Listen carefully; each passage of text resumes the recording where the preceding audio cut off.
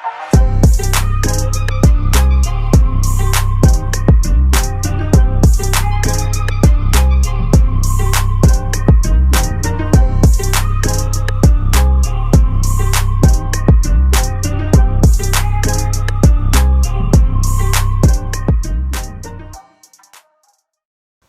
everyone, welcome back to my channel once again. This is me Vivek Rai and you're watching Chimse Production. Today I'm going to do an unboxing video.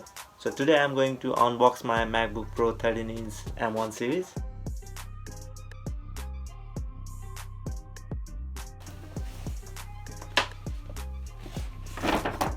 So this is the new MacBook Pro M1 series.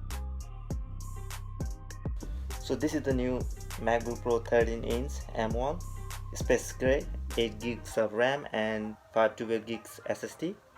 So this MacBook will include a 13-inch MacBook, USB-C power adapter, USB-C charging cable and some documents. So this is the 13-inch MacBook. So further delay, let's start the unboxing video. So this is the new 13-inch MacBook Pro M1 series. So this is my 8 gigs of RAM and 512 gigs of SSD. So it comes with 13-inch MacBook Pro, USB-C power adapter and USB-C charge cable. So further delay, let's start the video.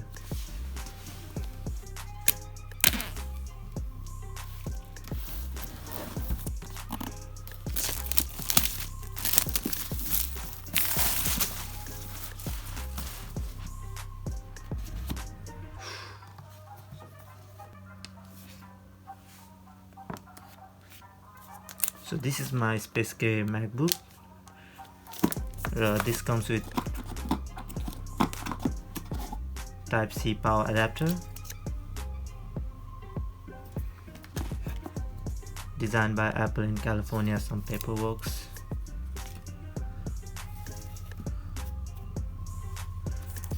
And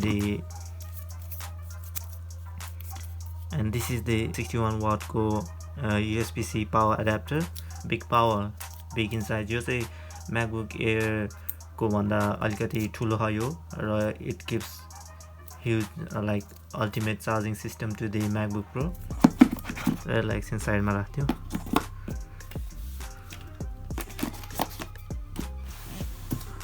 So this is our new MacBook Pro.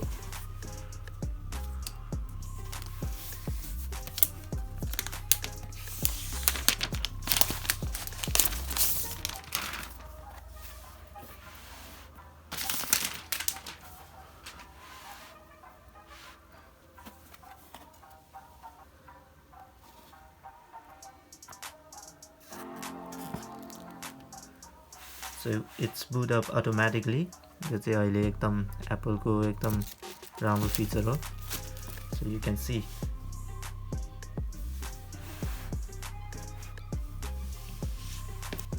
To use English as the main language, press the return key. अहिलेको MacBook Air मा चाहिँ fan छैन, so there is no noise, no air. र यो M1 मा चाहिँ there is active fan. So it helps to reduce the heat of your MacBook. Apple ले चाहिँ आफ्नो अहिलेको MacBook मा accessibility लाई एकदम फोकस गरेको छ.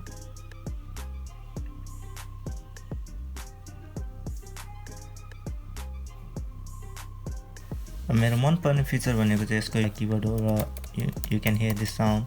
र अहिलेको M1 सिरिज मा चाहिँ यो अहिले एकदमै मोडिफाइड कीबोर्ड छ.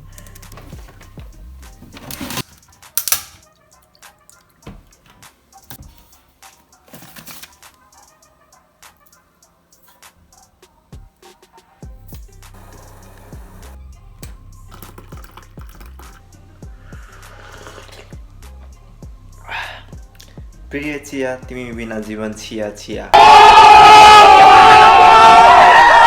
वाह वाह वाह वाह वाह. सो यो चाहिँ हिजोको कन्टिन्यू ब्लग हो हैन. ब्लग भन्नाले अनबक्सिङ भिडियो हो. र घर आएपछि फर्स्ट अफ अल चिया खानु पर्यो. Sorry for that. मेरो ल्यापटप सेटअप गरेपछि मैले भिडियो बनाउन पाएन किनभने म त्यतिकैमा बिजी भएँ. अर्को कुरा भन्ने के छुटे छ भन्दाखेरि मैले चाहिँ यो सपाचीको टाइप सी एडाप्टर लिएको थिएँ. Because MacBook मा चाहिँ USB Type-C पोर्ट हुन्छ र मेरो क्यामेराको SSD कार्ड र मलाई पेन ड्राइभको लागि चाहिँ मलाई यो एडाप्टर चाहिन्छ हैन। यो पनि मैले हिजोसँग लिएको थिएँ र यसको चाहिँ मलाई 109 अस्ट्रेलियन डलर परेको थियो, but it pretty useful you know। र you know म्याक चाहिँ मैले अहिले पनि यो युज गरिरहेको छु, किनभने एप्पल स्टोरमा मैले खोजेको त्यो मेरो मैले पुरानो पहिलाको म्याकमा चाहिँ मैले ट्रान्सप्यारेन्ट कभर युज गर्थेँ हैन, हार्ड सेल कभर युज गर्थेँ भने त्यहाँ मैले पाएको थिएन त्यो मलाई चाहिएको, सो मैले त्यो चाहिँ अनलाइन अर्डर गरेको थिएँ। फर्स्ट अफ अल त यो म्याकबुक M1 चिप पावर्ड हो र M1 सिरिजको एप्पलको फर्स्ट M1 चिप भएको कारणले यो इन्टेल भन्दा चाहिँ फास्टर छ हैन। मलाई मन परेको फिचर भनेको चाहिँ यो किबोर्ड पनि हो हैन, अरू पनि छ थुप्रै। सो आम एडोब प्रिमियर प्रो युजर, मलाई चाहिँ प्रिमियर प्रो एकदम कम्फर्टेबल लाग्छ, किनभने मैले पहिलेदेखि नै त्यही चलाइरहन्थेँ र हिजो भर्खर मैले प्रिमियर प्रो 2020 इन्स्टल गरेँ हैन। र मैले अलिअलि भिडियोहरू एडिट गरेँ, मेरो पुरानो फाइलहरू एडिट गर्थ्यो मैले एडिट गरेँ र आम सो अमेज हुन्छ नि, त्यो पावर त्यो रेन्डर टाइमहरू एकदम इट्स अ किलर के हुन्छ नि। मैले सोचेको थिएन कि यो M1 पावर चिप पनि यति फास्टर र यसको पर्फर्मेन्स यति राम्रो हुन्छ भनेर। So I am loving this beast right now. So यसको अरू फिचरहरू भन्दाखेरि चाहिँ यो 13 inch M1 chip with 8 core CPU and 8 core GPU, यो चाहिँ 8 or 16 gigs अफ युनिफाइड ऱ्याममा आउन सक्छ। यसको टच बार चाहिँ 2 टोन डिस्प्ले छ। यसको स्टोरेज चाहिँ 2 टेराबाइटसम्म हामीले एक्सटेन्ड गर्न सक्छौँ, अपग्रेड गर्न सक्छौँ। I am quite happy with this machine. It's very useful. I'm so much excited to do all of my videos in this. Edit गर्नलाई excited छु।